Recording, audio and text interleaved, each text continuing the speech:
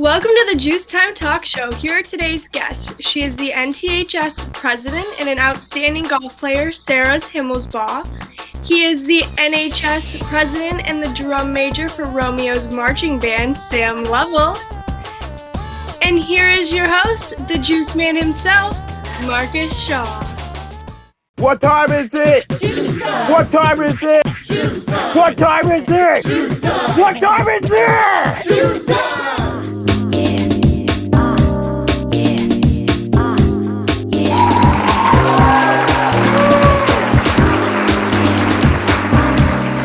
Welcome to the Juice Time Talk Show. I'm your host, the Juice Man himself, Marques Shaw, and today I have two very special guests with me today, Sarah Himmelsbaugh and Sam Lovell. Welcome, everyone. Welcome. Thank you. Thanks for having us. All right, so just to give you guys a scoop, I'm gonna ask you guys 3 questions each. One will be the same, and then one will be similar to the one I asked the other person, and then the last one is going to be based on your high school activity. So, are you guys ready? I'm ready. Looking forward to it. Thanks, Marques. All right, let's do this. So, first question, of course, this is for you guys both. What was your favorite moment in high school and why? Take it away, Sarah. I would say my favorite moment in high school is when I first started volunteering at Troy Beaumont Hospital. It kind of sparked my interest in the medical field, and it led me to take certified medical assisting this year, which has been really fun too. So that was probably my favorite moment. That's awesome. Thanks. Sam, what about you? This goes the same. Sure. Thanks, Marques. And thanks, Sarah, too. My favorite memory in high school has got to be while I was at a moot court in Lansing in my sophomore into junior year over the summer. I was able to visit the Supreme Court building. I got to sit behind the bench where the justices sit. That was so exciting. And, it really allowed me to explore my interest in law, my interest in government and politics. And now Romeo's been able to foster that through its classes, its activities after school. And so I've just been really grateful for that. I'll always remember it for sparking my passion. All right, Sam. I see that you are already planning your future. That's awesome for you both. I mean, you guys are doing amazing things. That's awesome. So Sarah, you're next. So you are the National Technical Honor Society president, correct? Yes. So, based on the experience that you have, what have you learned about like being a president, and how are you going to apply it to your future? Yeah, sure. So I think that being a president of NTHS has really helped me develop my leadership skills for sure. And growing up, I've always been more on the shy side and kind of an introvert. So it's really helped me come out of my comfort zone and get me out of my shell. And it's been super inspiring too. All the members of NTHS are super hardworking. And, we send out an email with a volunteer activity or an hours information thing, and they are on top of it right away. So it's been super inspiring. And I've had a great time meeting people through it as well. That's good. That's pretty awesome that you broke your shell. Like, you were on the shy side and you broke it. That's awesome. That's inspiring. Folks at home, if you're shy, encourage yourself to break out of that shell. It's very awesome to break out of that shell because you feel so relieved, so powerful, so amazed how much you can speak up for yourself. Thank you, Sarah. Thank you. Sam, so you are the National Honor Society president, correct? That's right. So same thing. What have you learned about this experience, and how are you going to apply it to your future? Well, thanks, Marcus. I appreciate that. My story is very similar to Sarah. Those who know me best know just how shy and maybe a bit awkward I was at times, and even those who don't know me quite as well know that I was pretty shy.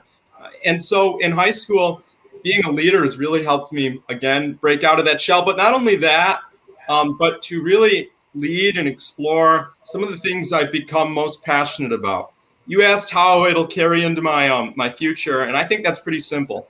In NHS, if you were to average the hours that people complete, it's about 4,000 hours a year among our over 175 members. That's a lot. 4,000 hours for a group. That's a lot of manpower.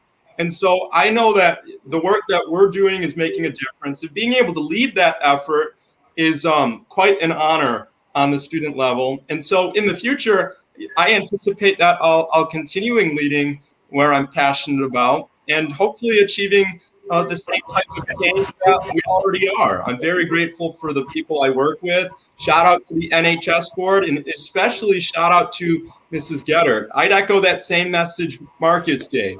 If you're shy, if you're reserved, just go for it. That's the only way you have to really break out of your shell. It might make you uncomfortable, but that's really necessary. And it's worked well for me, worked well for Sarah, and I think it can work well for you too. Awesome. Thanks, Sam. That's awesome. Thank you both, Sarah and Sam, for those answers. That will definitely help out some people that really need that encouragement. So thank you. So now we're going to be going to the activity questions. So Sarah, I found out that you are a golf player, correct? Yep, that's right. And you actually got to play in states, correct? Yeah, I did. Okay, so tell us how was the experience that you got to play on the big stage? The experience was incredible. I'm so thankful for it. To qualify for states, we had to play at regionals at our home course this year, actually, which was super beneficial. I knew the course very well, and I had some ups and downs that day for sure. But to qualify for states, I actually ended up playing in a playoff hole, which was very intimidating, but it was such a good experience. And I ended up qualifying in the second out of 3 spots for individuals. And that was my second time going to states, but it was the first time at Michigan State's East course. We were at West course my junior year. And going was an incredible experience both years, but it was especially incredible to be able to go my senior year and make some final memories on the biggest stage there is for high school golf and compete against such talented players. And, I didn't have my best day golf wise, but it didn't matter in the end because I was just so grateful to be there and happy to make those memories. Wow, Sarah. I mean, that's amazing that you got a huge opportunity in front of you. Like no matter what happened, you still had fun. You went out, you did your thing that you could. That's what it's supposed to be. Sports is supposed to be fun. It's not supposed to be taken seriously all the time. That's what I like about you. You don't take things too seriously. You take things seriously, but not too seriously. That's what I like about you. You keep it serious but fun. That's awesome. All right, so Sam, you are a drum major, correct? That's right. So as a drum major, how did it make you a better leader? Great question, Marcus. But first, I want to congratulate Sarah. That's such a big accomplishment. Sarah's what gives Romeo's pride its significance. And so thanks, Sarah. Thanks to all our other accomplished athletes and students out there, too. But Marcus, on your question, how has drum major made me a better leader? That's pretty simple. I've become really excited to meet new people. I used to dread that. Well, I remember my freshman band camp. Now for those of you unfamiliar, that's about a week before, a week during the summer before freshman year. That was my first one, and I was meeting the big kids. I was meeting the people I had really never met before, while I was still awkward and really uncomfortable. And so I went from that, and now I look back on who I was, and I'm so proud.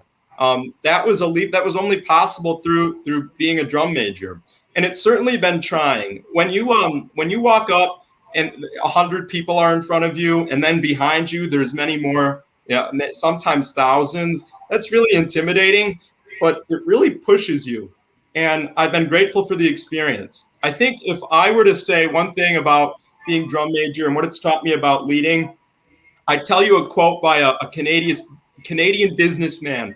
He said, the man who wants to lead the orchestra must first turn his back on the crowd. I think that's been really important. That's a lesson that I learned leading an orchestra. It's not about me. It's not about the recognition I get. I'm still one of the team. I just have a different position. And so even if my back's to the crowd, and even if my podium's 4 or 5 feet above everyone else, I'm still grounded with my team. I'm there with them. I'm there with the band. I'm there with the NHS kids. And so that's been really important to me. I think that's a different kind of leadership quality that really people like to see and that we need to see. And so I've been really proud of that opportunity. Romeo's been a great place to allow me to explore that and develop that skill. Sam, that's awesome.